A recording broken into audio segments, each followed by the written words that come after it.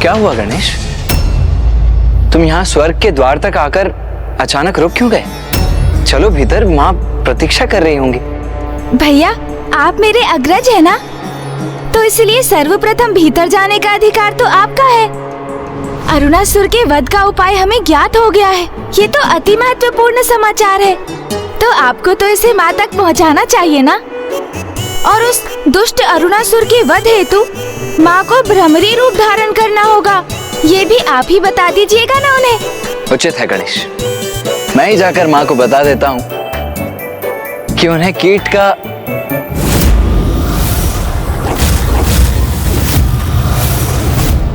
ओह, तो गणेश ने बड़ी चतुराई से माँ तक ये समाचार पहुँचाने का भार मुझ पर ही डाल दिया। और कीट का रूप धारण कर उस दुष्ट अरुणासुर का वध करना है, इतना ही तो कहना है ना आपको भैया। हाँ, वो तो है। वो गणेश, मैं ये सोच रहा था कि अब मैं हाँ कहने के पश्चात गणेश को कैसे बताऊं कि वो कार्य मैं क्यों नहीं कर सकता।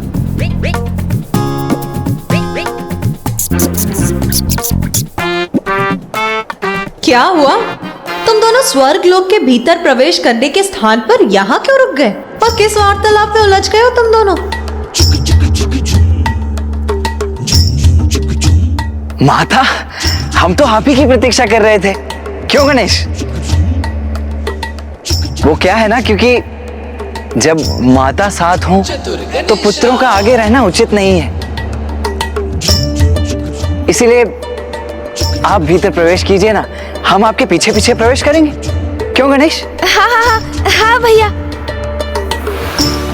और माता, अरुणासुर के वध के उपाय के जिस प्रश्न ने हम सभी को उलझा कर रखा था, उसका उत्तर तो आप हमें ज्ञात हो गया है। तो ये समाचार आपके मुख से सुनकर माँ कितनी प्रसन्न होंगी।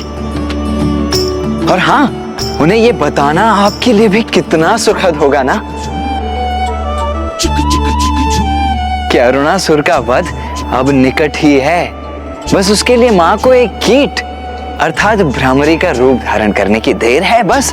क्यों गणेश, है ना? हाँ हाँ हाँ हाँ भैया। हाँ हाँ अवश्य, क्यों नहीं।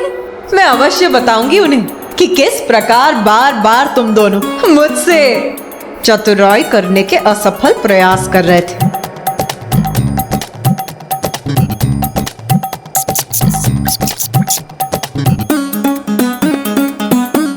भैया, माता तो समझ गई। समझूंगी नहीं, कदाचित तुम दोनों ये भूल गए मैं माता हूँ तुम्हारी।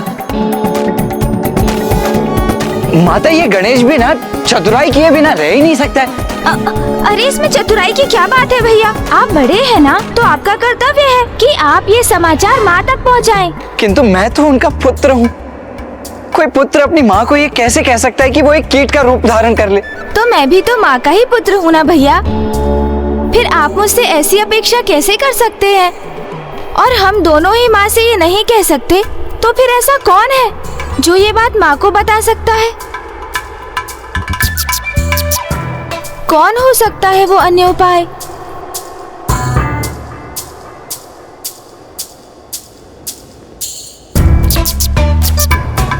मूषक जी।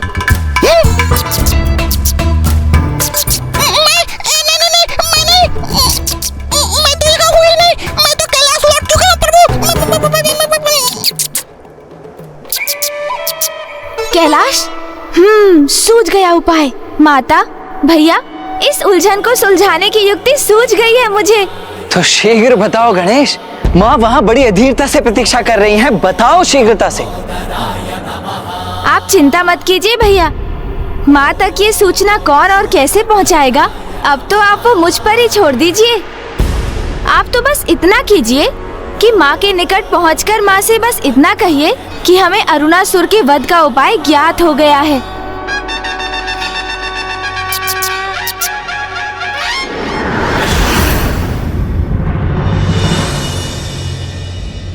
पुत्र कार्तिकेय,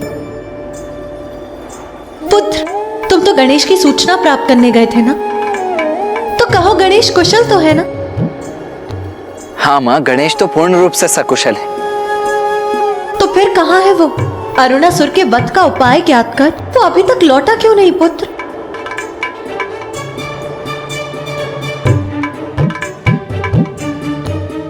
माँ, गणेश आने ही वाला है और उसने कहा है कि वो जैसे ही आएगा वैसे ही आपको अरुणासुर के वध का उपाय स्वतः ही ज्ञात हो जाएगा।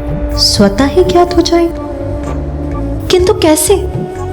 अब ये कौन सी युक्ति है पुत्र गणेश की? पिताश्री, माँ को दिए वचन को पूर्ण करने में मेरी सहायता करने की कृपा कीजिए। पुत्र, जो तुम चाहते हो मेरा वो करना उचित नहीं। क्यों पिताश्री, क्यों उचित नहीं है? उसमें क्या हानि हो सकती है भला? आपने तो माता के लिए अनेकों रूप धारण किए हैं। आपने क्या कुछ नहीं किया उनके लिए? माँ के प्रत्येक शक्तिपीठ पर भैरव रूप में उनके साथ रहते हैं आप। माँ के ही निवेदन पर आपने योगी रूप को त्याग कर अपना मनोहर रूप धारण किया था। इसलिए पिताश्री, अब माता के भ्रमर अर्थात उन्हें भ्रामरी रूप धारण करवाने के लिए आपको ये नवीन रूप धारण करना ही होगा। मैं जो कह रहा हूँ उसमें क्यों संकोच कर रहे हैं आप पिताश्री? पुत्र, मैं ऐसा कर सकता तो अवश्य करता, किंतु मुझे संकोच इसलिए हो रहा है कि मुझे ऐसा करते देख अन्य सभी क्या सोचेंगे, और ब्रह्मदेव और नारायण, कहीं उनके लिए मैं एक मनोरंजन का कारण न बन जाऊं। पिताश्री, किसी भी कार्य के प्रति नकारात्मक सोच को त्याग कर सकारात्मक सोच धारण करना चाहिए। यही सीख आपने सदा दी है मुझे, तो इस बार इतनी छोटी सी बात कैसे विचलित कर सकती है आपको? जगत कल्याण के लिए, सृष्टि के लिए और प्रत्येक जीव के सुख के लिए और स्वयं माँ के मुख पर मुस्कुराहट लाने के लिए इतना तो आप अवश्य ही कर सकते हैं पिताश्री।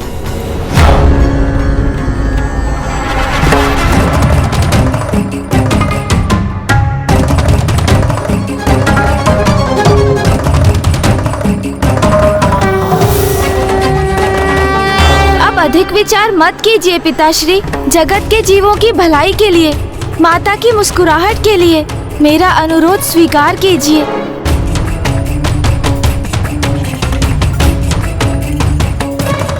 जगत के जीवों की भलाई के लिए, माता की मुस्कुराहट के लिए मेरा अनुरोध स्वीकार कीजिए।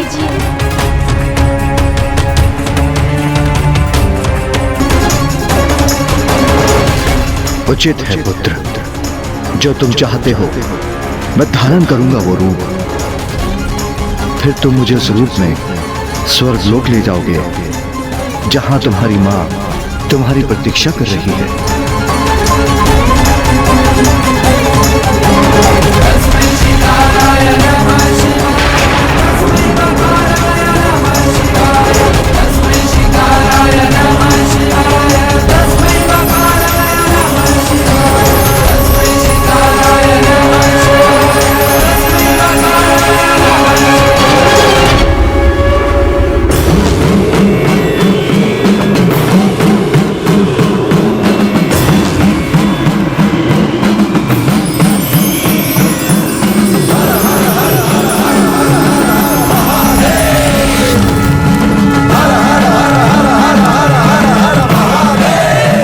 क्या हुआ नाथ?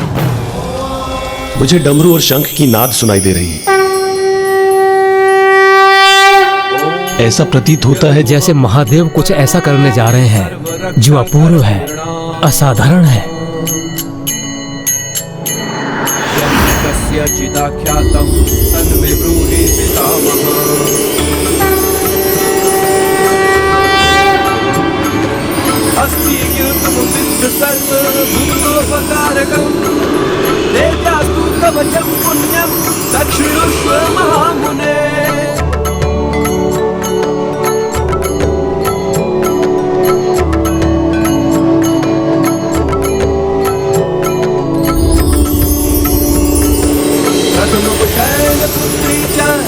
अद्भुत!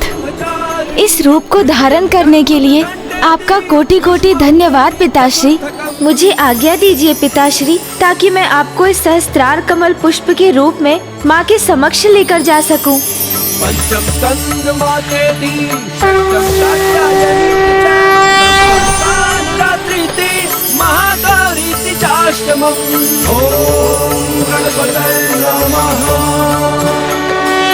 अब पुत्र गणेश सहस्त्रार कमल पुष्प रूप में महादेव को देवी आदि शक्ति के पास स्वर्गलोक ले जा रहा है।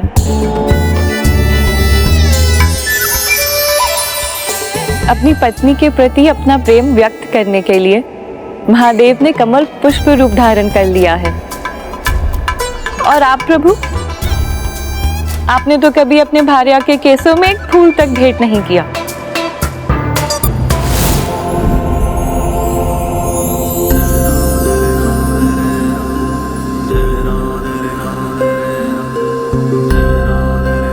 कमल पुष्प पर स्थित होकर आपको महादेव का कमल पुष्प रूप धारण करना मनोरंजन का कारण प्रतीत हो रहा है। महादेव के त्याग को आप कैसे समझ सकते हैं स्वामी?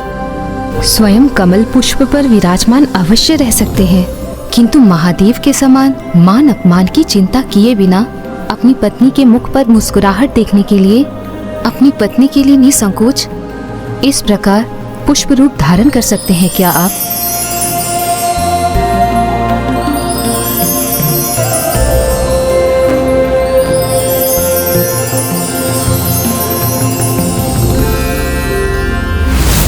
अधीर हो रही हूं मैं और ससुर का अंत करने के लिए जिसका उपाय गणेश ही बता सकता है मुझे।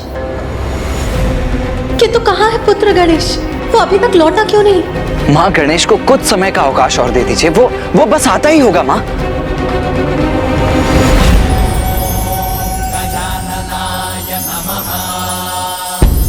पिताश्री, मैं आपको यहाँ कहाँ स्थापित करूँ?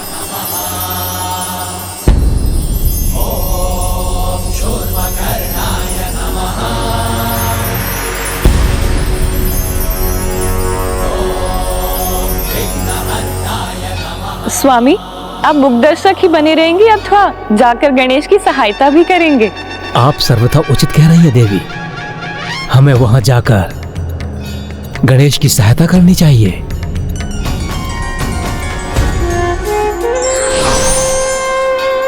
इस दिव्य कमल को यहाँ स्थापित करने के लिए कोई दिव्य स्थान ही नहीं है। चिंता न करो पुत्र गणेश, इस पुष्प के लिए उपयुक्त स्थान तुम्हें शीघ्र प्राप्त होगा।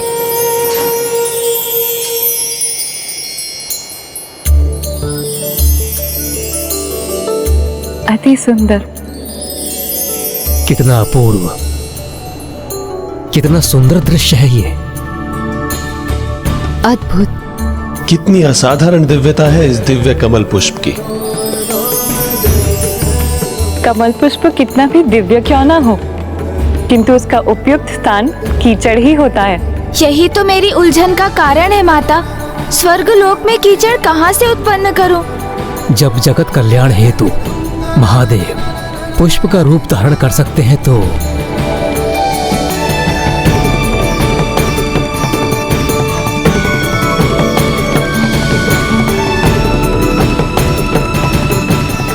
अवश्य।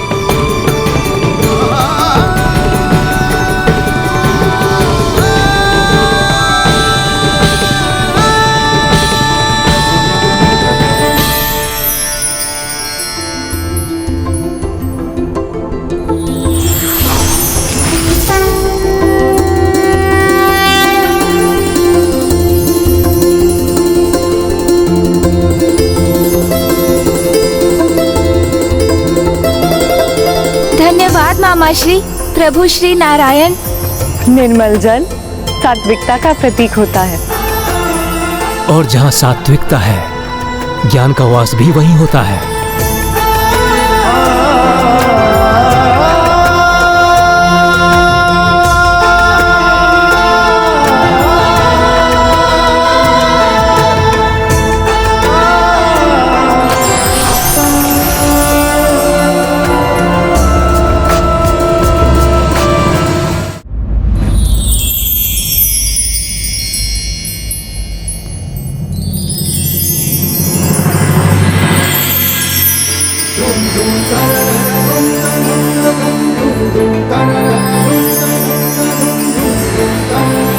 नारायण की शुद्धता और निर्मलता का जब सृष्टि के समस्त ज्ञान के धारक ब्रह्मदेव से संयोग होता है, तभी उस स्थान पर पूर्ण ज्ञान रूपी सहस्त्रार कमल स्वयं महादेव के स्थित होने का आधार तैयार होता है। अर्थात जब कोई स्वयं के व्यक्तित्व को निर्मल जल के समान शुद्ध और पवित्र बना लेता है, तभी वो पूर्ण ज्ञान को प्राप्त करने के योग्य बनता है।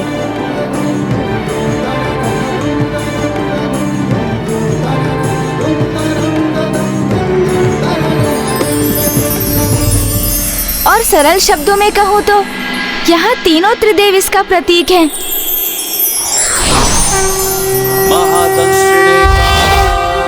जहाँ ज्ञान के साथ पवित्रता है, वहीं परम ज्ञान की प्राप्ति भी संभव है। हिरण्यश्रवसे द्वारिणे भीमाय भीम पराक्रमाय ओम नमो नमः।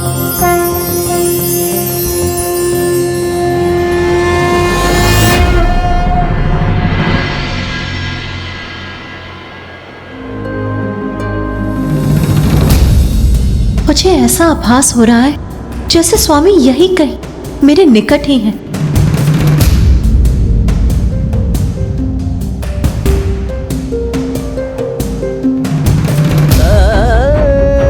किंतु यदि वो मेरे निकट है तो मेरे सम्मुख क्यों नहीं आ रहे हैं?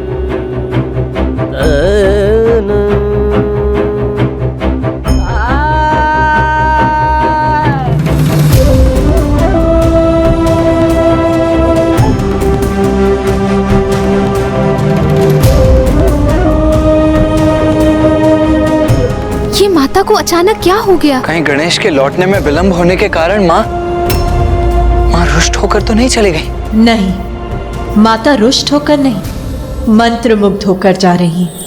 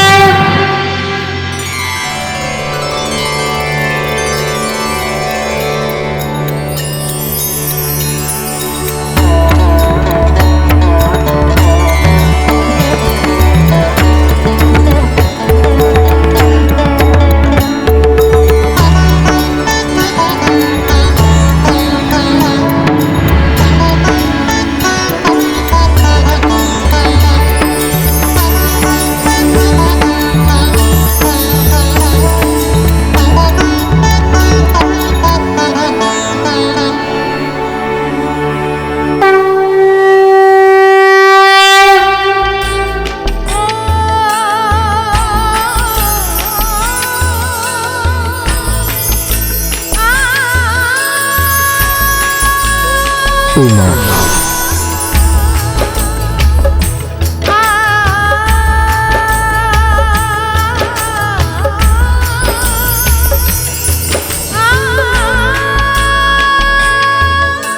स्वामी,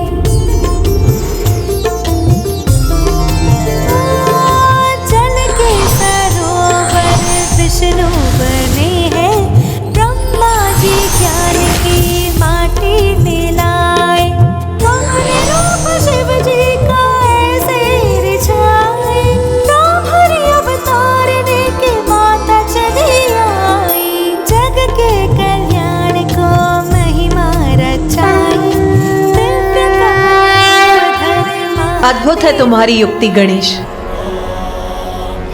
तुम्हें माता से कुछ कहने की आवश्यकता भी नहीं पड़ी और उन्होंने ब्रह्मरी रूप भी धारण कर लिया। ये तो उस अनंत प्रेम और अनुराग का ही प्रभाव है जो माता आदि शक्ति महादेव के प्रति रखती है, और इसी भाव के कारण ही वो सहस्त्रार कमल रूप में महादेव के निकट जाने के लिए भी उन्होंने ब्रह्मरी का रूप धारण किया। माता ब्रह्मरी देवी की, माता ब्रह्मरी देवी की, माता ब्रह्मरी देवी की, माता ब्रह्मरी देवी की। उमा, आपके इसी ब्रह्मरी अवतार को संसार के सम्मुख लाने के लिए ही मुझे कमल पुष्प का रूप धारण करना पड़ा। अरुणासुर को यही वरदान प्राप्त है कि उसका वध एक भ्रमरी द्वारा ही संभव हो, जिससे आप उस पापी के विनाश हेतु भ्रमरी रूप धारण करें। ब्रह्म, कीट, जननी, साधारण कीट हो या कोई अन्य जीव, सृष्टि के सभी चराचर जीवों की जननी मैं ही तो हूं। तो भला मुझे एक कीट का रूप धारण करने में क्या आपत्ति होती स्वामी? इसके लिए आपको इतने कष्ट उठाने की कोई आवश्यकता नहीं थी। सर्वथा सत्य है आपका ये कथन, किंतु इससे मुझे कोई कष्ट नहीं, अपितु ये तो मेरा सौभाग्य है और अरुणासुर का ये दुर्भाग्य, क्योंकि अब उसका अंत समय आ चुका है। उसके पापों की गागर भर चुकी है।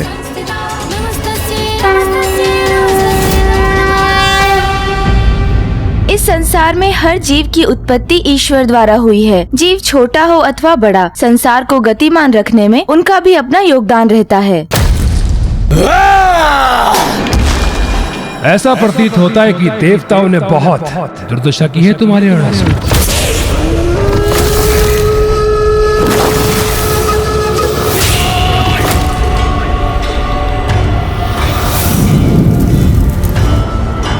उन तुच्छ देवताओं में इतना सामर्थ्य कहां? उन्होंने नहीं, मैंने की है उनकी दुर्दशा। देखो दुर्गमासुर, देखो देखो दुर्गमासुर, देखो।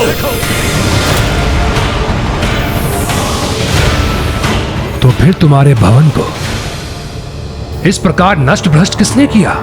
था एक तुच्छ गजमुख बालक, जिसे कम आंकने की भूल कर बैठा मैं, क्योंकि मेरा भवन इतनी सरलता से पूर्ण रूप से नष्ट नहीं हो सकता, क्योंकि जितना वो थल के ऊपर है उतना ही थल के नीचे भी उसका निचला भाग तो अभी पूर्ण रूप से सुरक्षित है।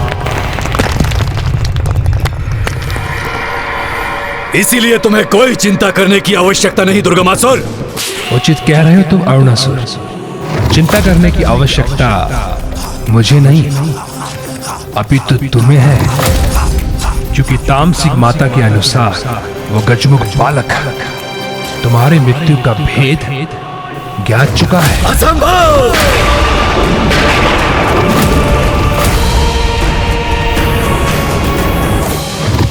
अरुणासुर, बहुत कपटी होते हैं देवता, इनका तनिक भी विश्वास करना अनुचित है।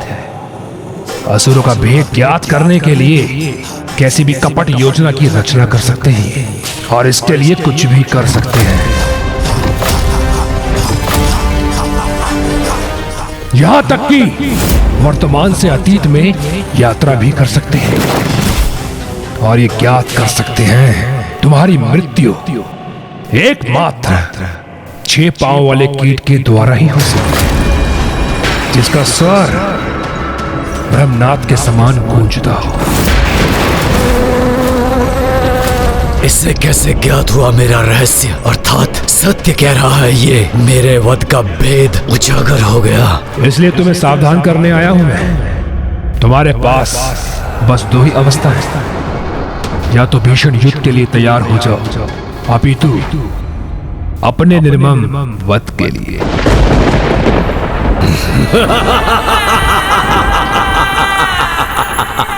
दुर्गमासुर, क्या प्रतीत होता है तुम्हें? ऐसा वरदान क्यों मांगा मैंने ब्रह्मदेव से? इतना विशालकाय शक्तिशाली असुर होकर भी अपने वध के कारण स्वरूप एक तुच्छ और साधारण सी कीट का चुनाव क्यों किया मैंने? कितना भी प्रयास कर ले ये तुच्छ सी कीट मुझे कोई क्षति नहीं पहुंचा सकती, वो भी एक मादा कीट जिसके लिए उड़ान भरना भी कठिन है। वो मुझे क्या क्षति पहुंचाएगी? यदि वो मुझ तक पहुंच भी गई तो मुझे अपने गुंजन से अपने आगमन की सूचना दे देगी। तब मैं तो क्या, मेरी एक तुच्छ सी छिपकली उसे निगलकर अपना आहार बना लेगी। इसलिए मुझे तुच्छ सी कीट से भयभीत करने का प्रयास मत करो, चले जाओ यहाँ से। उचित है, तुम्हारी जैसी इच्छा। किंतु तुम्हें एक अंतिम सुझाव देना चाहूंगा। अपने इस महल की सुरक्षा कड़ी कर लो, किंतु माता आदि शक्ति तुम पर किस प्रकार आक्रमण करेगी इसका आकलन लगाना बहुत ही मुश्किल है।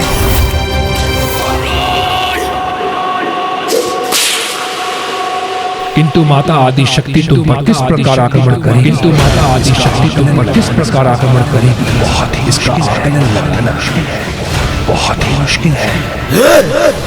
एक तुच्छ सी मादा कीट असुर महावीर अरुणासुर का कुछ नहीं बिगाड़ सकती।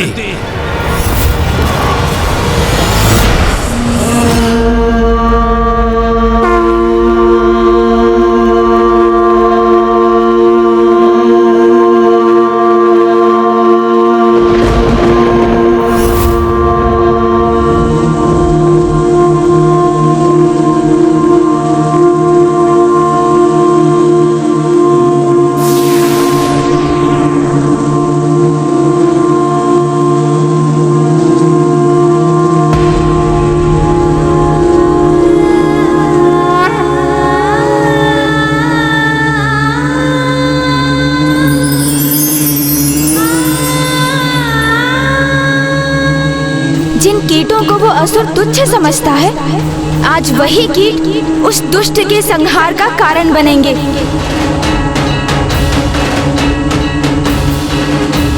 एक आंधी का रूप लेकर जाएंगे वहां और इस ब्रह्मांड से उस दुष्ट का अस्तित्व ही मिटा देंगे।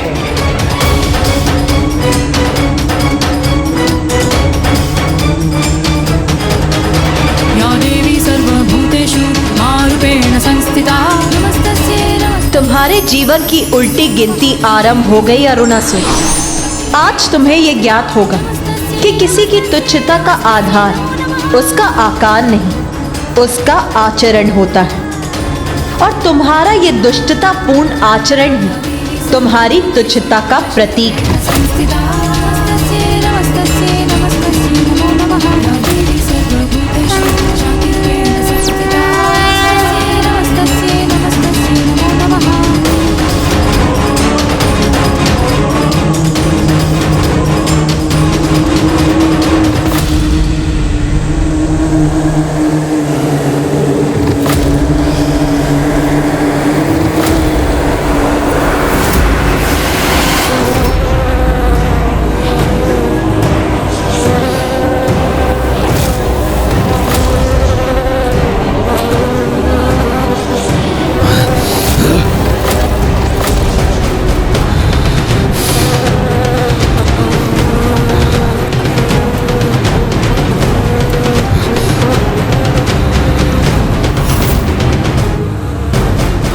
जब कोई कीट यहाँ पर है ही नहीं तो उनसे उत्पन्न ये ध्वनि कहां से आ रही है?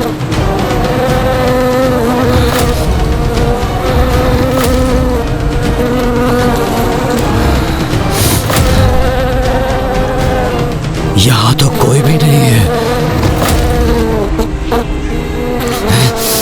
बड़ी विचित्र बात है, कहीं ये ध्वनि मेरे कर्ण से तो उत्पन्न नहीं हो रही।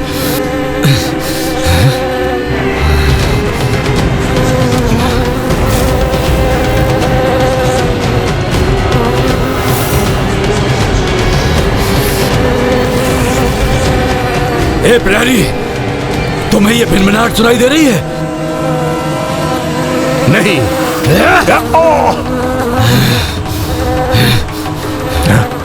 तुम्हें सुनाई दे रहा है कुछ? नहीं।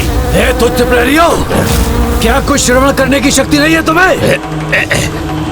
ये भिनभिनाहट जैसे असंख्य कीट एक साथ ध्वनि उत्पन्न कर रहे हैं, ये क्यों नहीं सुनाई दे रहा है तुम्हें?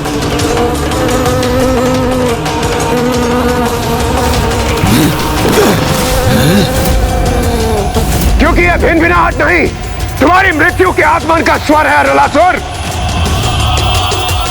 अब जितनी भी श्वास शेष है तुम्हारे जीवन में, उसका आनंद ले लो तुम।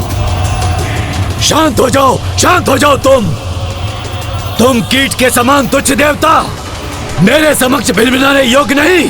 हमें तो तुम शांत करा भी लोगे अरुणासुर, किंतु अपने काल की इस ध्वनि को शांत कैसे कराओगे तुम? बस बहुत हो चुका, शांत हो जाओ तुम, अन्यथा निगल जाऊंगा तुम्हें। और स्मरण रखो, मेरी मृत्यु असंभव है, क्योंकि एकमात्र ब्रह्मनाथ का स्वर उत्पन्न करने वाली ब्रह्मणी ही मेरा वध कर सकती है। किंतु विडंबना तो यह है, ऐसी कोई तुच्छ ब्रह्मणी मेरे निकट आए, इससे पूर्व मेरे तुच्छ छिपकली सैनिक के उदर में समा जाती है। भ्रमर मात्र मेरे तुच्छ सैनिकों का आहार बन सकते हैं, मेरी मृत्यु का नहीं। और वैसे भी मैंने अपनी भवन की सुरक्षा इतनी कड़ी कर दी है कि यहाँ प्रवेश अथवा बाहर जाना दोनों ही असंभव है। और हाँ, यदि कोई कीट सेना यहाँ पर आ भी गई तो मेरे असंख्य सैनिक उन कीट पतंगों को निगलकर उन्हें नष्ट कर देंगे।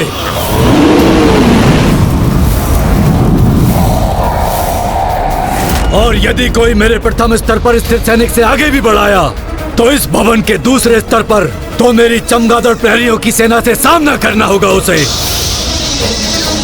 जिनमें से प्रत्येक चमगादड़ अकेला ही असंख्य कीटों का संहार करने में सक्षम है। और तब भी यदि कोई कीट शेष रह गया, तृतीय स्थल पर उन्हें मेरे विषैले अनुघातक सैनिकों के प्रहारों का सामना करना होगा, जिनके छोड़े विषैले द्रव्य किसी भी प्रकार के कीट का अंत करने में सक्षम है। और यदि कोई कीट किसी प्रकार वहां से आगे बढ़ भी आया तो उसके अगले तल पर, जो इस तल से एक तल ऊपर है जहां हम स्थित हैं, ऐसा विनाशकाय धूम्र प्रवाह कर रहे हैं मेरे सैनिक कि कोई भी कीट वहां से आगे नहीं बढ़ सकता।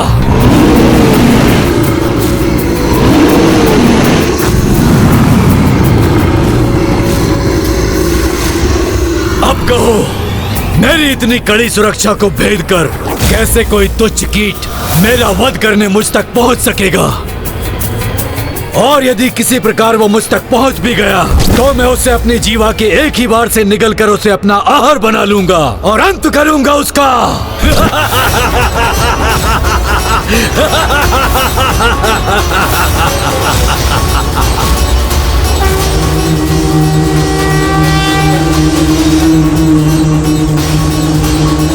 प्रहरी, कहाँ मर गए हो सभी?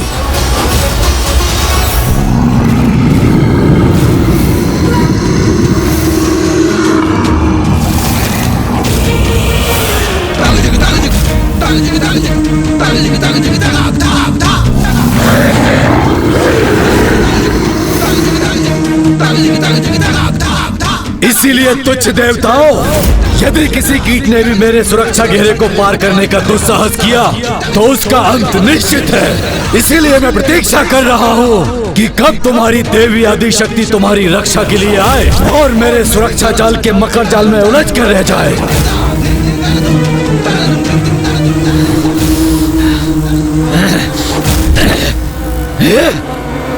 फिर से ये अप्रिय भिनभिनाहट ध्वनि का श्रवण हुआ मुझे। ध्यान से सुनो और देखो अरुणासुर, कहीं ये माता के आगमन का ही संकेत तो नहीं, क्योंकि वो यहां अवश्य पहुंचेंगी। और जब ऐसा होगा तो निरर्थक हो जाएंगे तुम्हारे ये दम भरे वचन और अंत होगा तुम्हारा, अंत होगा तुम्हारा, अंत होगा तुम्हारा।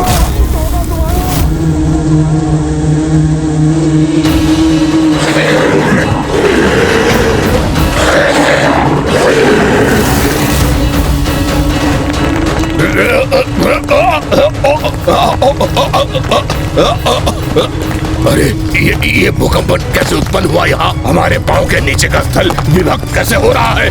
क्या हो रहा है ये?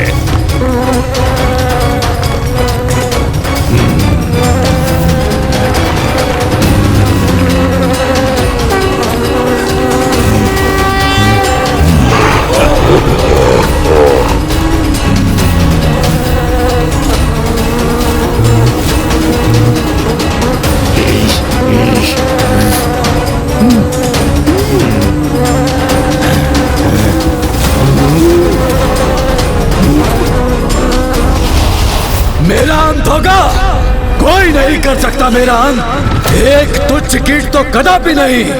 मैं सर्वशक्तिशाली विशालकाय असुर, तुम्हारे रक्षक अथवा तुम्हारी भिनभिनाहट से कदापि विचलित नहीं होऊंगा। मैं कोई आवश्यकता नहीं है मुझे ध्यान देने की। यदि है किसी में इतना साहस तो मेरे सुरक्षा घेरे को पार कर मुझ तक पहुंच कर दिखाए।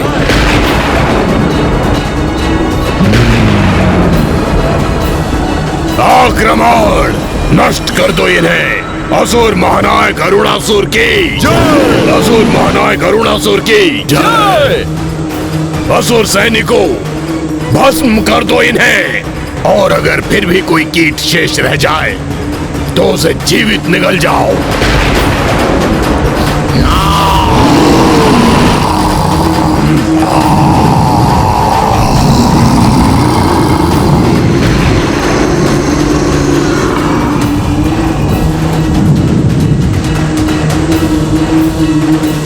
अरे रुक क्यों गए? आगे बढ़ो और तैयार हो जाओ हमसे भस्म होने के लिए।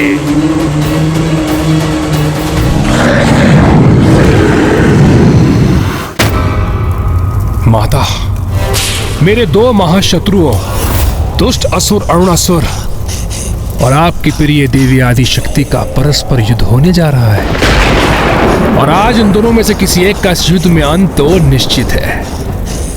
इसलिए माता, मुझे आप ऐसी दिव्य दृष्टि प्रदान करें जिससे मैं इस युद्ध का आनंद उठा सकूं और स्वयं अपने नेत्रों से इसका परिणाम भी देख सकूं। प्रथम बार कुछ अच्छा मांगा है तूने मुझसे। मैं तो चाहती हूं कि तू स्वयं अपने नेत्रों से वो भयंकर दृश्य देख ले, जिससे तुझे ज्ञात हो जाए कि भविष्य में कैसी दुर्दशा होने वाली है तेरी।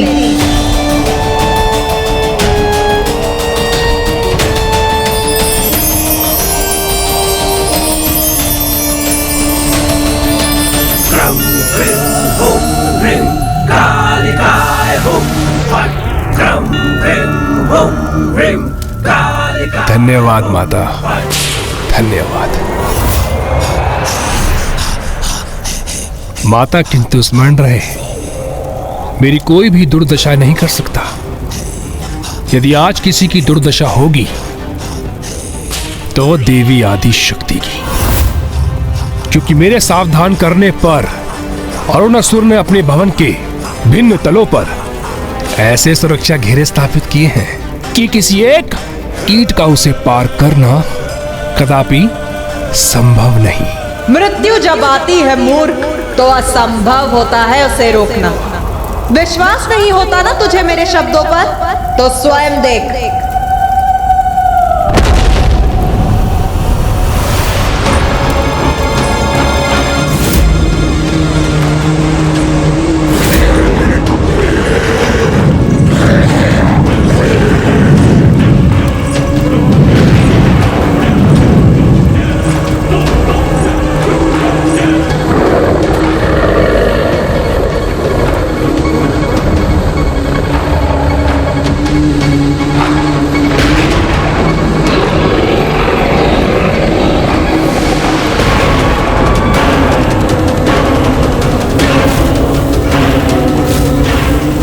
ये क्या? ऐसा प्रतीत हो रहा है जैसे वो गंभीर और उसकी भूमि सेना अरुणासुर के असुरों पर भारी पड़ रही हो। ये भ्रमर कीट कैसे भी भयंकर मेघ उत्पन्न करते हैं, किंतु हम अभी अपने अग्नि प्रहार से इन्हें भस्म कर देंगे। अग्नि प्रहार करो।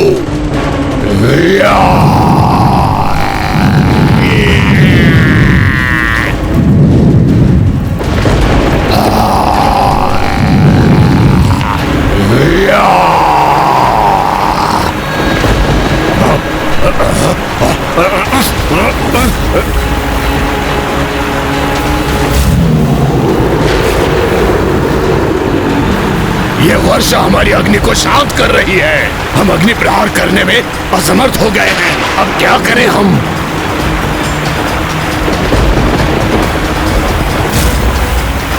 ये भ्रमर कीट सेना हम पर आक्रमण करने जा रही है। अब कैसे होगी हमारी रक्षा?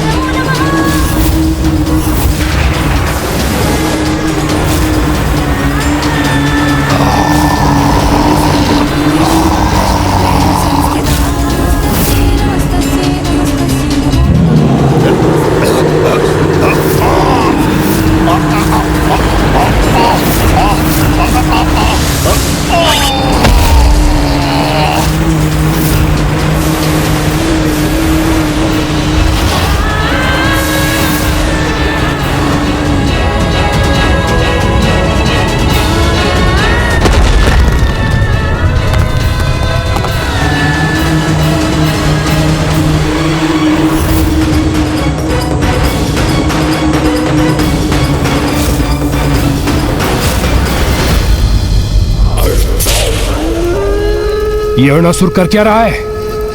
अपने सैनिकों का नेतृत्व स्वयं करने क्यों नहीं आ रहा है? माताओं, अब तो माँ ने भ्रमरी रूप धारण कर लिया है और अब तक तो उन्होंने अरुणासुर पर आक्रमण भी कर दिया होगा, किंतु पिताश्री अपने वास्तविक रूप में क्यों नहीं लौट रहे हैं?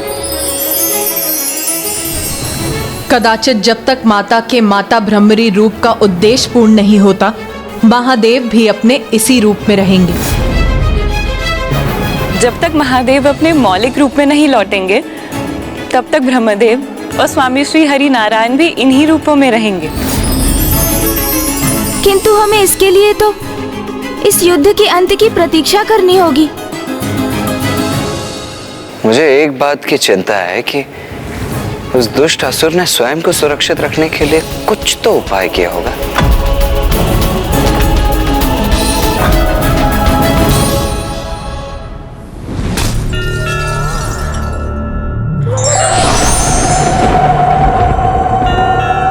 प्रणाम माता। प्रणाम माँ।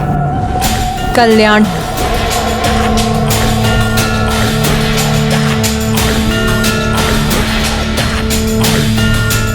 अपने भवन के भिन्न तलों में अपनी सुरक्षा हेतु भांति भांति के सुरक्षा घेरे स्थापित किए हैं उस असुर ने।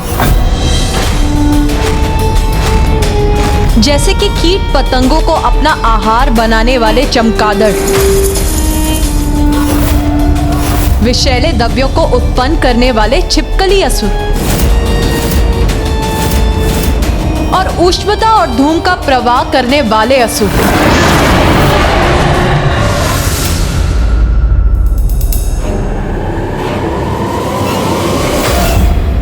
कुछ करने की कोई आवश्यकता नहीं मुझे सर्वशक्तिशाली अरुणासुर को। अरे जब तुम तुच्छ देवताओं में से मेरे समक्ष कोई नहीं टिक सका और वो त्रिदेव जो मेरे आतंक से अपने अपने लोक को छोड़कर भाग खड़े हुए, तो तुम्हारी देवी आदि शक्ति एक तुच्छ नारी वो क्या क्षति पहुंचा सकती है मुझे? हाँ, उस गजमुख को कम आंकने की भूल कर बैठा था मैं, इसीलिए वो मेरे हाथों से निकल गया।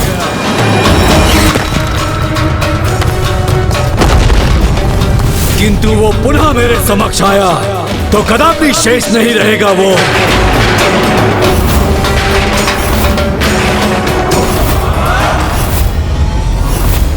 महाराज, उस भ्रमरी ने सुरक्षा घेरे को तोड़कर प्रथम चरण को पार कर लिया है और अब वो बड़ी तीव्रता से दूसरे सुरक्षा घेरे की ओर बढ़ रही है। महाराज, उस भ्रमरी ने सुरक्षा घेरे को तोड़कर प्रथम चरण को पार कर लिया है और अब वो बड़ी तीव्रता से दूसरे सुरक्षा घेरे की ओर बढ़ रही है महाराज। जब बुद्धि कार्य करना बंद कर दे तो हमें ईश्वर की शरण में जाना चाहिए, अन्यथा अविवेकी मन सदा अनाचार और अधर्म करने के लिए ही प्रेरित करता रहेगा। माता, वो दुष्ट अरुणासुर चाहे अपनी सुरक्षा व्यवस्था कितनी भी कड़ी क्यों ना कर ले, माता भ्रमरी तो स्वयं माँ आदि शक्ति है। तो कोई साधारण सुरक्षा घेरा उन्हें कैसे रोक सकता है? भगवान को भी अवतार की मर्यादा रखनी होती है पुत्र, इसलिए जो कुछ भी एक साधारण कीट को प्रभावित करेगा वो देवी भ्रमरी को भी करेगा। जो अन्य कीट पतंगों के लिए संकट उत्पन्न करेगा, वो देवी ब्रह्मरी के लिए भी संकट का कारण बनेगा।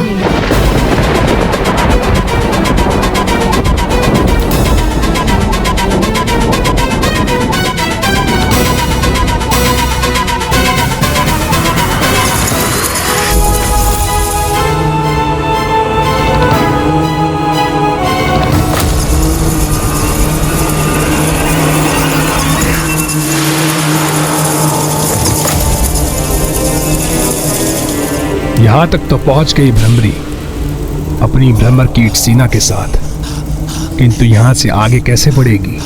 क्योंकि ये चमगादड़ कुछ ही क्षणों में ऐसे असंख्य कीट पतंगों को निकलकर अपना आहार बना सकते हैं। ये सेना और भ्रमरी देवी दोनों का शीघ्र अंत करेंगे।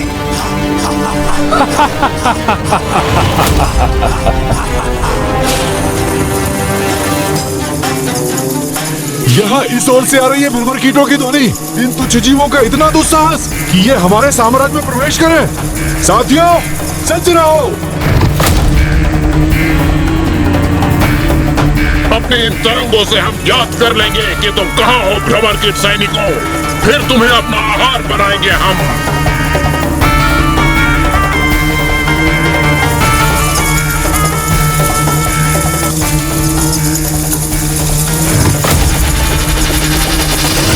अरे कहाँ गई?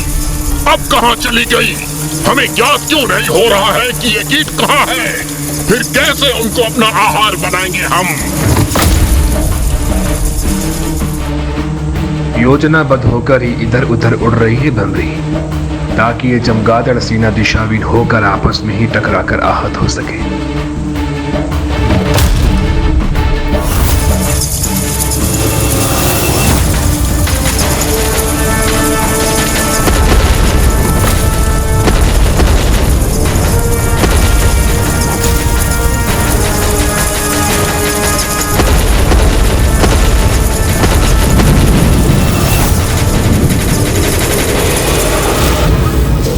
संभव असंख्य चमगादड़ एक भ्रमर कीट को बिना क्षति पहुंचाए नष्ट हो गए।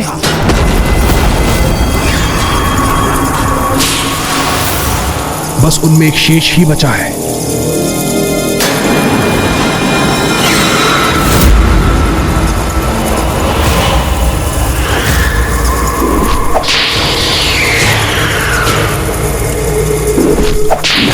ये दुष्ट मेरी सेना को क्षति पहुंचाने का दुस्साहस कर रहा है।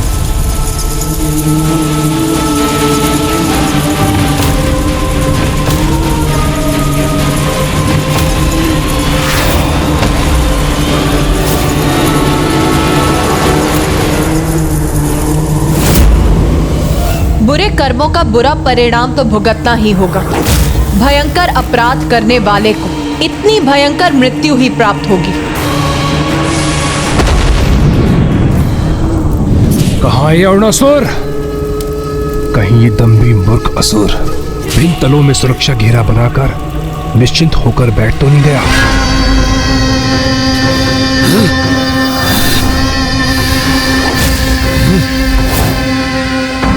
क्योंकि ये भिनभिनाहट नहीं, तुम्हारी मृत्यु के आगमन का स्वर है अरुणासुर। कहीं ये माता के आगमन का ही संकेत तो नहीं, क्योंकि वो यहाँ अवश्य पहुंचेंगी। यहाँ बंदी होने के बाद भी ये देवता इतने निश्चिंत क्यों हैं? क्या है उनके विश्वास का कारण? यहाँ एक बार मुझे अपने सुरक्षा घेरों का निरीक्षण कर लेना चाहिए।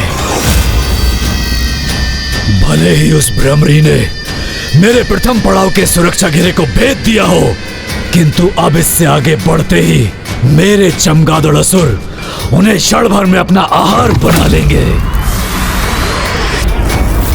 चौथा पड़ाव सुरक्षावद्ध है मेरा, और तीसरा तल भी।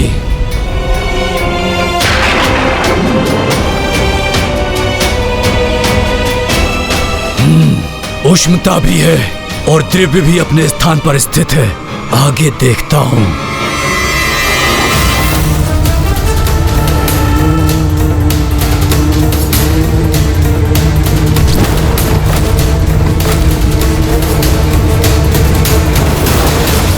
ये भ्रमर कीट सेना यहाँ तक कैसे पहुंच गई? कैसे संभव है ये? इसका तो यही अर्थ है कि उसने दूसरे दल के सुरक्षा घेरे को ध्वस्त कर दिया।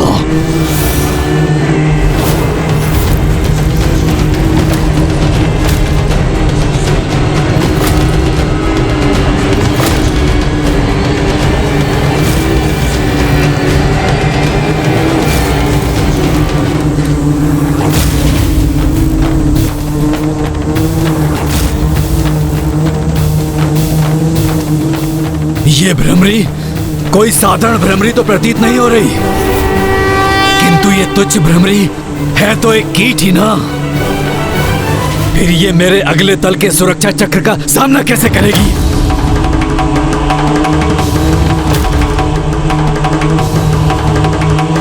रुक जाओ।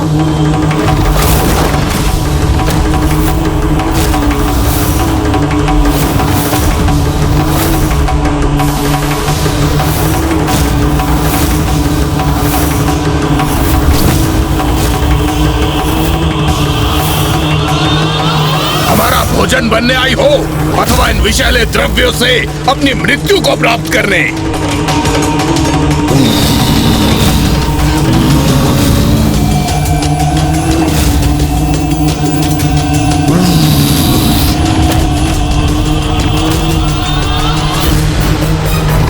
ये विषैली द्रव्य तो मेरी भ्रमर सेना को आहत कर रहे हैं। नहीं, मैं उनके प्राण संकट में नहीं डाल सकती। जाओ जाओ, लौट जाओ मेरी भ्रमर सेना। जाओ और लौटकर स्वयं को सुरक्षित करो।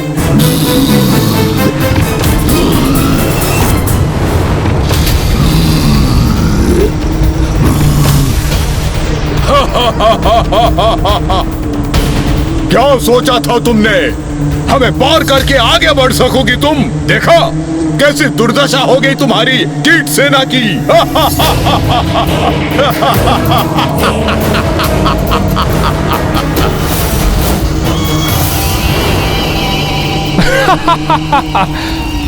अब कुछ आनंद आया मुझे।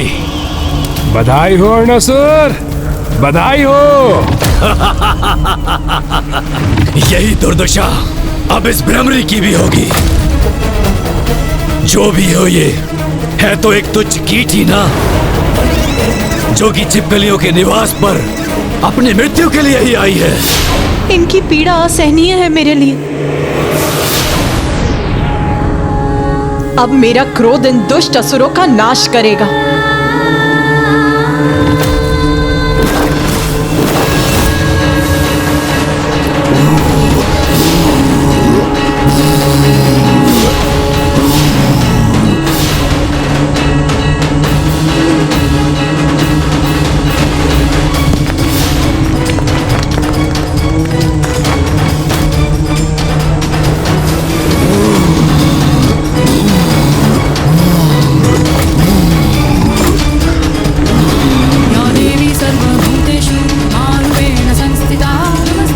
क्या कर रही है वहां? ये क्या करने का प्रयास कर रही है?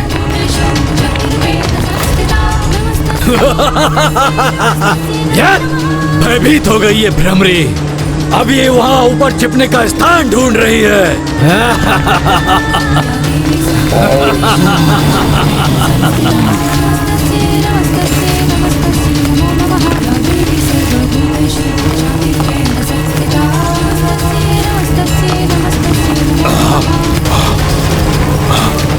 ये क्या? ये धूलकण तो हमारे विषैले द्रव्यों को स्वयं में अवशोषित कर उन्हें निष्क्रिय कर रही है।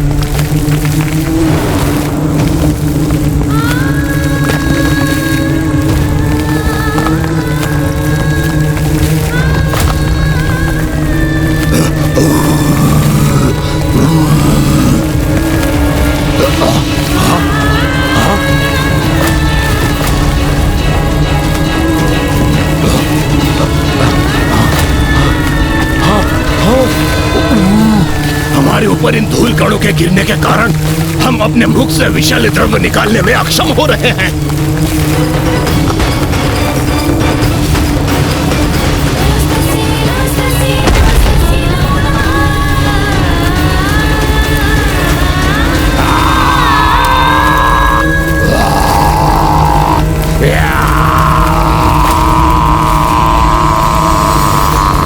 एक तुच्छ सी भ्रमरी ऐसे विनाश का कारण कैसे बन सकती है?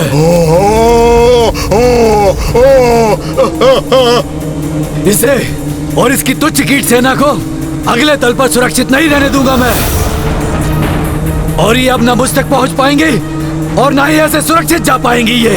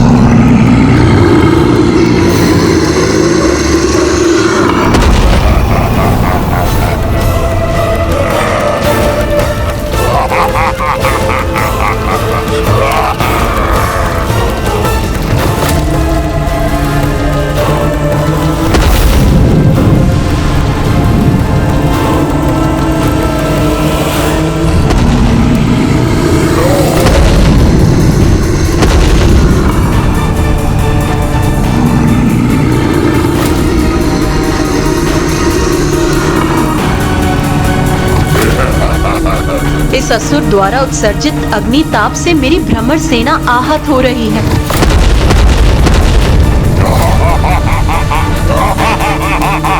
रुको, रुको, जाओ, पीछे जाओ, शीघ्रता करो। इस असहनीय ताप में तुम में से किसी एक को भी झुलसते हुए नहीं देख सकती मैं।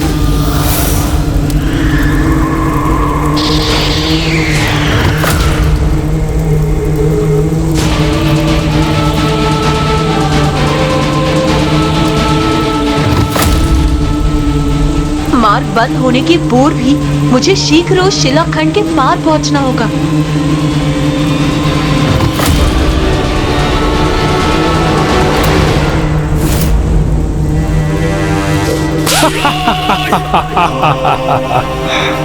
अब क्या करेगी ये भ्रमरी देवी? इसके आगे तो मृत्यु इसकी प्रतीक्षा कर रही है और पीछे हटने का मार्ग अवरुद्ध है, इसलिए पीछे हटकर अपनी रक्षा करने में असमर्थ है। अब इस संपूर्ण भ्रमर सेना का अंत निश्चित है।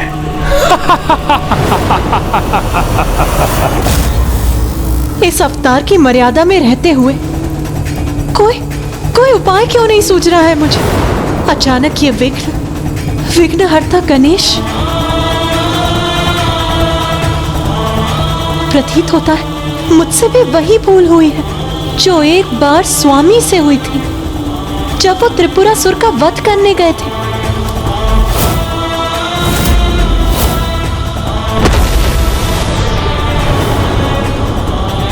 जिसे प्रथम पूज्य के स्थान पर स्वयं आपने और समस्त देवताओं ने स्थापित किया था, उसी परम पूज्य गणेश की पूजा करना भूल गए हैं आप। ये विघ्न उसी भूल का परिणाम।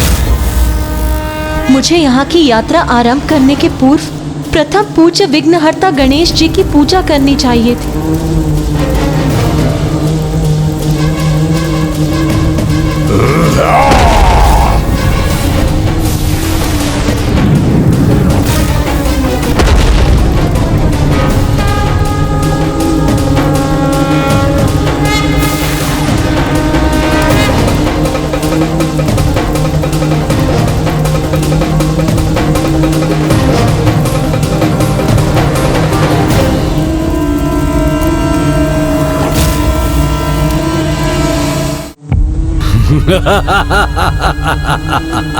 ये तो इन तुच्छ जीवों का स्वभाव है कि कोई भी कठिनाई आती है तो हाथ जोड़कर खड़े हो जाते हैं किसी शिला अथवा पाषाण के समक्ष प्रार्थना करने हेतु।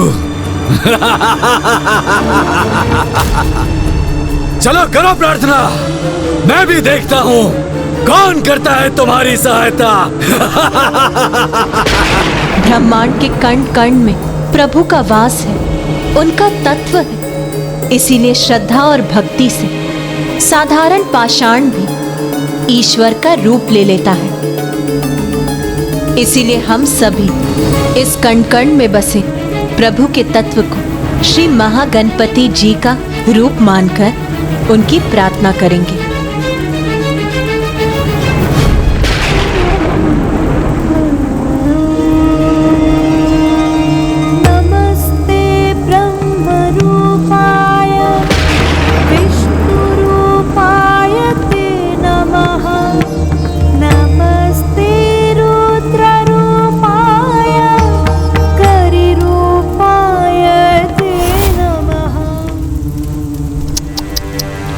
कितने भी प्रार्थना कर लो भ्रमरी देवी, किंतु तुम्हारी सहायता हेतु यहाँ कोई नहीं आएगा। पाषाण तो पाषाण ही रहेगा, वो कुछ नहीं करेगा तुम्हारे लिए। प्रियाय देवाय नमस्तुभ्यं विनायक बुद्धि सहिताय महागणपतये नमः।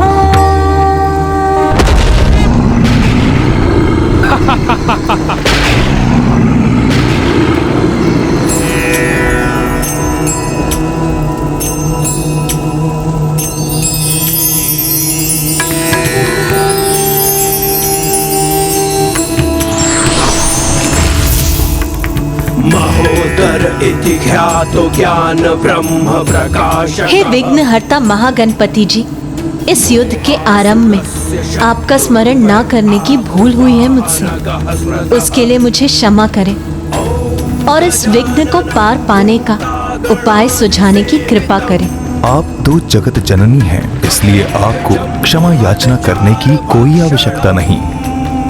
और भ्रमरी देवी, आप तो एक भ्रमरी के रूप में भी देवी शक्ति का ही स्वरूप है, इसलिए आपके लिए तो कुछ भी असंभव नहीं। स्मरण रखिए, यदि आपकी क्रोधाग्नि से संपूर्ण ब्रह्मांड नष्ट हो सकता है, तो आपके मन की शीतलता तो संपूर्ण ब्रह्मांड को शीत के प्रभाव से जड़ भी कर सकती है। इसलिए अब इस असुर को अपनी शीतलता का अनुभव करने दीजिए और मिटा दीजिए अपने इस विघ्न को। देव सर्वकार्येषु सर्वदा।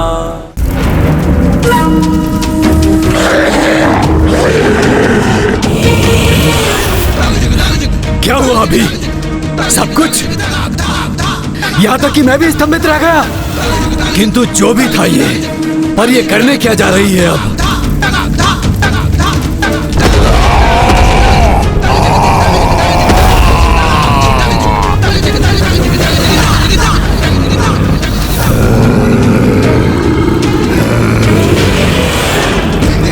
किसी ने ठीक ही कहा है, जब भी कीट पतंगों की मृत्यु आती है तो अग्नि की लपटों की ओर आकर्षित होती है।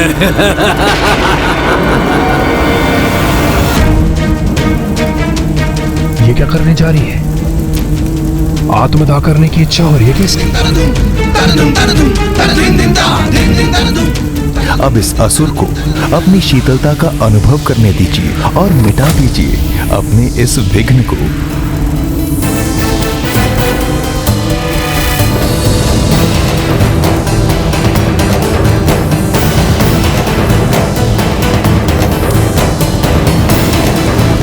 तपासुर की ताप से तो कोई भी सुरक्षित नहीं रहा, तुम भी सुरक्षित नहीं रहोगी दुष्ट भ्रमरी।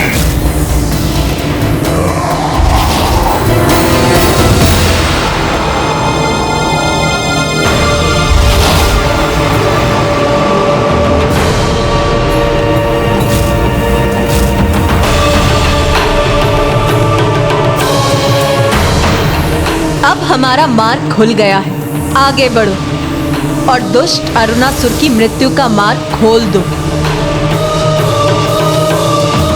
रुक जाओ! हमारे स्वामी, हमारे महाराज, अरुणासुर तक पहुंचना इतना सरल नहीं है। यह मायावी सुरंग किसी भी बाहरी उपस्थिति का आभास कर इतने शीघ्र बंद होती है कि कोई कितनी भी तीव्र गति से आगे बढ़े, लेकिन इसको पार नहीं कर सकता।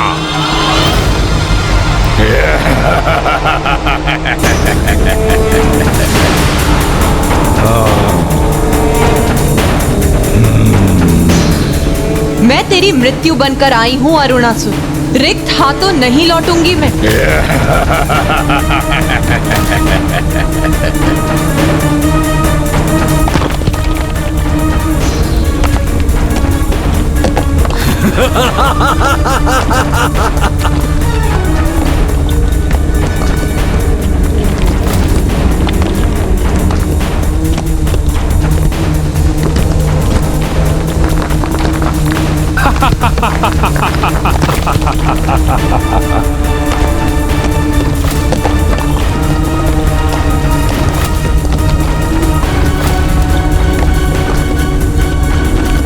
अरे ये तुच्छ भ्रमरी तो इस प्रकार अन्य दल का मार्ग बना लेगी।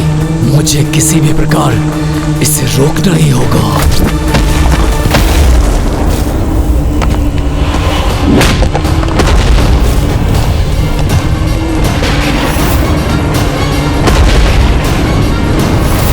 मुझे ऐसा क्यों आभास हो रहा है जैसे कि माँ किसी संकट में है।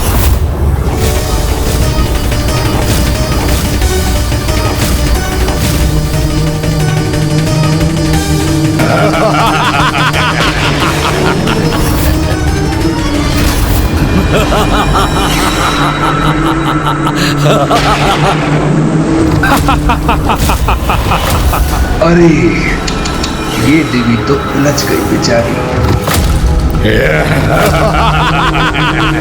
मैंने संदेश भेजा था तुम्हें। अरुणासुर तक इतनी सहजता से पहुंचा नहीं जा सकता।